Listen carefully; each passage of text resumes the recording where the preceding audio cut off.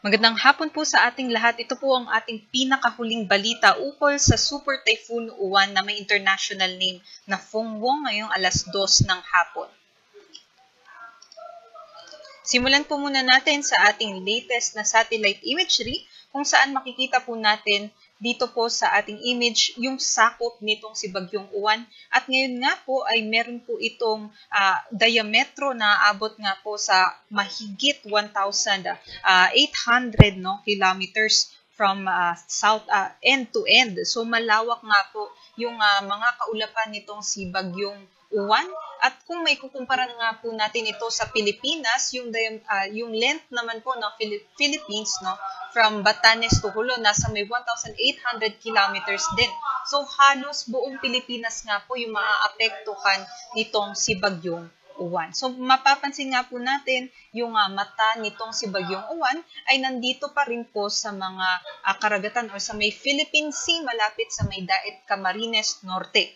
Specifically po kaninang alauna ng hapon, ito po nasa layong 100 kilometers northeast ng Daet Camarines Norte at na-maintain po niya yung kanyang taglay na lakas, 185 kilometers per hour pa rin at pagbugso naman 230 kilometers per hour. So kung may imagine po natin, ito po ay yung lakas po or yung bilis ng isang tren. So ganun po kalalakas yung hangin nitong si Super Bagyong Uwan. At sa ngayon, kumikilos po ito pa west-northwestward. May kabilisan 30 kilometers per hour. Ngayon nga po, binabayo na nitong si Bagyong Uwan yung mga lalawigan dito po sa may Bicol region. Kanina nga po ay nag-close approach po ito sa may Catanduanes at inaasahan nga po natin ngayong hapon o mamayang gabi ay posible nga po mag-close approach din po ito dito po sa may Calaguas o Polillo Islands. Ito naman po yung ating forecast track in intensity para kay Super Bagyong Uwan. Ngayon nga po, ito po yung nasa may Daet, Camarines Norte. Inaasahan natin, magpapatuloy po yung kanyang west-northwestward movement sa susunod na 24 oras at posible na nga mag-landfall dito po sa may central portion ng Aurora, possibly po ngayong gabi o bukas ng madaling araw. So kung i-zoom in naman po natin yung mga areas na posible pong tumbukin nitong si Bagyong Uwan, posible po dumaan siya dito sa may, yun nga po, mag-landfall sa may Aurora, central portion, and then tutumbukin naman ang mga bulubunduking lugar dito po sa may Nueva Vizcaya o Nueva Ecija, tutuloy-tuloy papunta dito sa may Pangasinan, at dito rin po malapit sa may Benguet at La Union. At posible na nga mag-emerge po siya dito sa coastal waters naman po ng Pangasinan o La Union. Pagsapit naman po bukas ng umaga. Ngunit i-emphasize nga po natin, no, itong ating forecast cone of uncertainty or probability. At ito pong red na linya, ito po yung maaaring tumbukin ng mata nitong Bagyong Uwan. Ngunit, kagaya nga po ng sinabi ko, malawak po yung diametro nitong si Bagyong Uwan. So, definitely po, ay malalakas din po yung hangin sa mga karatig na lawigan nitong dito po sa maaring tumbukin ng mata ni Bagyong Uwan. At emphasize ko nga po yung ating forecast cone of uncertainty, posible pang mag-northward yung shift nitong track nitong bagyo o posible naman na mag-southward yung shift nitong bagyo. At napapansin nga po natin sa nakaraang 3 oras ay yung track naman natin, no, ay mas bumababa. At ngunit nasa loob pa naman din po ito ng ating forecast cone of uncertainty. Kaya maghanda po yung ating mga kababayan na nakapaloob po dito. Inaasahan nga po natin, makakalabas na po ito ng ating Luzon landmass, possibly bukas ng umaga. At dito nga po sa may Pangasinan o La Union na mga coastal waters, pagsapit ng bukas po ng 11 a.m. ay nasa may 135 kilometers na po ito kanluran ng La Union sa may West Philippine Sea. At possibly by this time, magno-northwestward po ito or magno-northward palabas naman ng ating Philippine Area of Responsibility. Possibly po bukas ng gabi o sa Tuesday naman ng madaling araw. At inaasahan natin na magno-northward ito and then mag-northeastward naman, posible mag-re-enter sa ating PAR pagsapit ng Huwebes at magla-landfall po dito sa may Taiwan. At dahil nga po dito sa mga malalakas na hangin nitong si Bagyong Uwan, nakataas na nga po yung wind signal number 5 no, sa maraming lugar po sa ating Luzon landmass. At compared po kaninang alas 11, no, mas dumami na po yung mga may wind signal number 5. Nadagdagan po tayo ng signal number 5 dito po sa may Aurora, sa may Nueva Vizcaya, Nueva Ecija, Quirino at pati yun po, yung apat na lalawigan na yun, nadagdagan po yung may wind signal number 5 dahil nga po inaasahan natin na dyan po yung tutumbukin nitong si Bagyong Uwan. At signal number 4 din po, compared kaninang 3 hours ago ay nadagdagan naman po yung ating signal number 4 dito sa may La Union, Pangasinan, sa may Benguet, maging dito din po sa may Ifugao, Ilocos Sur, Zambales, maging dito din po sa may Tarlac. So, yun po yung mga nadagdag compared po sa kanina. Pero isa-isahin ko pa rin po, no? Signal number 5 po ay nakataas sa may southern portion ng Quirino, southeastern portion ng Nueva Vizcaya, northeastern portion ng Nueva Ecija, central portion ng Aurora, Polillo Islands, northern portion ng Camarines Norte, northern and eastern portions ng Camarines Sur at northern portion ng Catanduanes. Sila po yung makakaranas ng pinakamalalakas na mga bugso ng hangin nitong si Bagyong Uwan. Posible nga more than 185 kilometers per hour. Kaya ito nga pong mga ganitong typhoon force winds ay maaari na nga pong makatumba ng mga puno at maaari din po makatumba ng mga electrical post. So, posible po para sa mga lugar na ito ay magkaroon po tayo ng disruption sa ating power or electricity, no, sa susunod na mga araw dahil nga po sa posibleng damage nitong ganito kalalakas na mga hangin at posible din po di pa rin yung mga bubong at maaari din po tayo magkaroon ng extreme damage dun po sa mga bahay or mga buildings na gawa po sa light materials.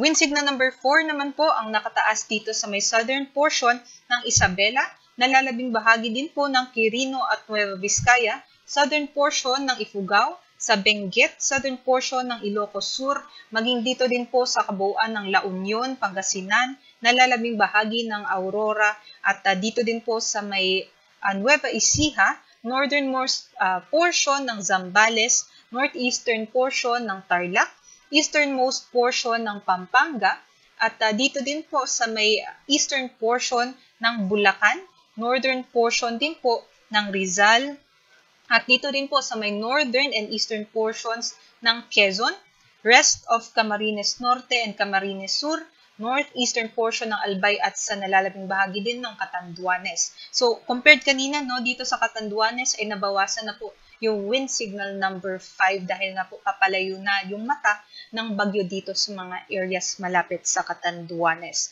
Ngunit, ganun pa rin po, posible pa rin po yung significant to severe threat sa life and properties.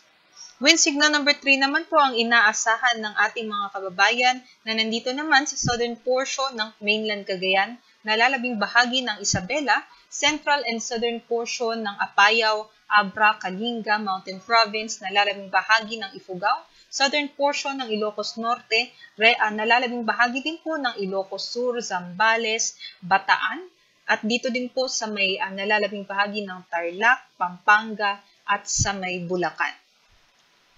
Pati din po dito sa Metro Manila, nakatas na din po ang wind signal number 3 maging sa may Cavite, Batangas, nalalabing bahagi ng Rizal, Laguna, the rest of Quezon, also po dito sa may Marinduque, nalalabing bahagi ng Albay, Sorsogon, at Ticao and Burias Islands, maging dito sa may Northern Samar. 89 to 117 kilometers per hour naman po ng mga bugso ng hangin ang kanilang mararanasan. Wind signal number 2 naman po nakataas sa nalalaping bahagi din ng Cagayan kabilang ang Babuyan Islands, nalalabing bahagi din ng Apayao at Ilocos Norte, Occidental Mindoro kabilang ang Lubang Islands, dito din po sa may Oriental Mindoro, Romblon, Eastern Samar, maging dito po sa Samar, Biliran, and the northern and central portions ng Leyte. Wind signal number 1 naman po ang nakataas sa may Batanes, northern portion din po ng Palawan sa may Taytay, Dumaran, El Nido, Araceli, Rojas, and San Vicente, sa may Calamian Islands, Puyo Islands, maging dito po sa may Cagayancillo Islands, nalalabing bahagi ng Leyte, Bohol, Cebu, kabilang na ang Bantayan at Camotes Islands, Negros Oriental, Negros Occidental, Siquijor, Guimaras, maging dito po sa may Iloilo, Capiz, Aklan, Antique, Dinagat Islands, at pati na rin po sa may Surigao del Norte, northern portion ng Agusan del Norte at northern portion din po ng Surigao del Sur. Ulitin ko po, yung wind signals natin ay banta or babala lamang para sa mga banta ng malalakas na mga hangin. Iba naman po yung mga banta para sa malalakas na mga pag-ulan. At para naman sa wala sa wind signals, ay maaari pa rin po tayong makaranas ng mga bugso-bugso ng hangin o gusty conditions na maaari po strong to gale force yung strength. So malalakas pa din po yan ngayong araw sa may Palawan, Visayas at Mindanao na hindi po nakapaloob dun sa ating tropical cyclone wind signals. At para naman po sa dalang ulan nitong si Bagyong Uwan, yung uwan nga po, no, Bisaya po yan ng ulan. So, dito po sa mga probinsya na meron pong red, ito po yung mga probinsya na makakaranas ng pinakamalalakas na mga pag-ulan nitong Bagyong Uwan ngayong araw hanggang bukas po ng tanghali. So, more than 200 millimeters po yan ng mga pag-ulan. So, kung ikukumpara po natin, 200 liters of rainfall na ibubuhos po sa 1 meter squared na area. So, maaari po ito magdala ng mga widespread o malawakang mga pagbaha at mga posible din po yung mga pagguho ng lupa sa may Isabela, Kalinga, Mountain Province, Ifugao, Benguet, Nueva Vizcaya, Quirino, Aurora, down towards sa Central Luzon, Nueva Ecija, Bulacan, down towards Calabarzon, sa may Rizal, Laguna, Quezon, and dito din po sa kabuuan ng Bicol region. And also, yung mga nasa may orange naman po, sila naman po yung makakaranas ng 100 to 200 millimeters of rainfall. So, sa nalalabing bahagi din po yan, dito po sa may Northern Luzon area at Central Luzon area, maging dito po sa Metro Manila and the rest of Calabarzon, and also sa may Occidental Mindoro, Marinduque, Masbate, Sorsogon, Northern Samar, and Samar.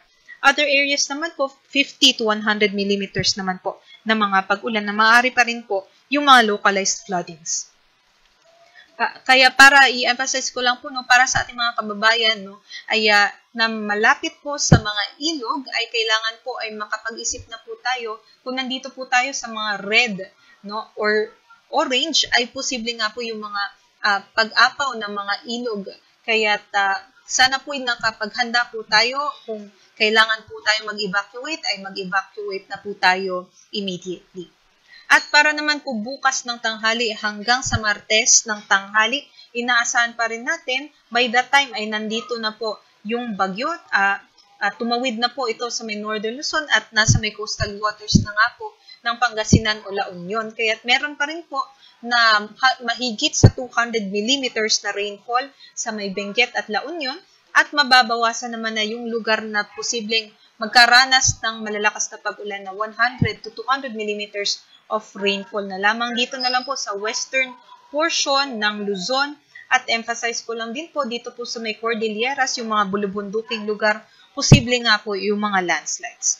At yellow naman po sa nalalabing bahagi din po ng northern, central, and southern Luzon.